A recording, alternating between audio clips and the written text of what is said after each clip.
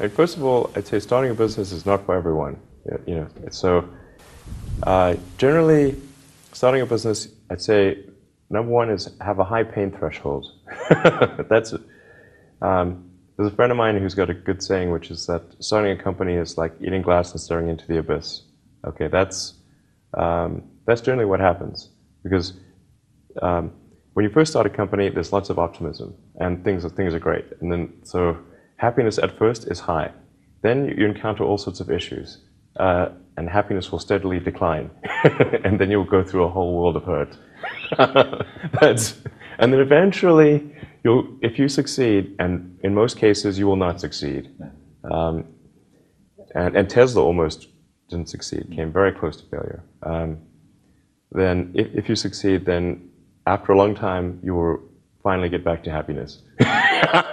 I think too is you've got to make sure that whatever you're doing is a great product or service. It has to be really great. And I go back to what I was saying earlier, where if you're a new company, I mean, unless it's like some new industry or new market that, if it's an untapped market, then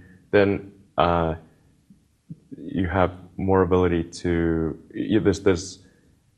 The standard is lower for your product or service. But if you're entering anything where there's an existing marketplace against large entrenched competitors, then your product or service needs to be much better than theirs. It can't be a little bit better, because then you put yourself in the shoes of the consumer, and they say, why would you buy it as a consumer? You're always going to buy the trusted brand unless there's a big difference.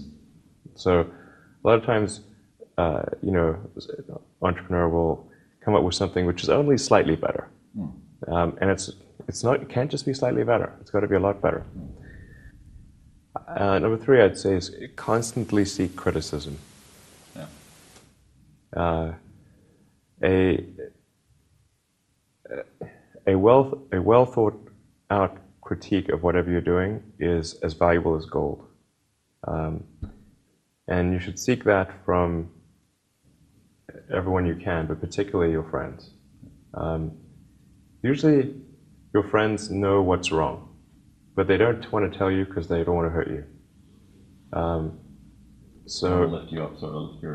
Yeah. So they'll say, "Oh, I wouldn't encourage my friend, so I'm not going to tell him what I think is wrong with his product." Yeah. It doesn't mean your friends are right, but very often they are right, and you at least want to listen very carefully to what they say, and to everyone. You're looking for, basically, you should take the approach that you're wrong. That you, the entrepreneur, are wrong. Your goal is to be less wrong.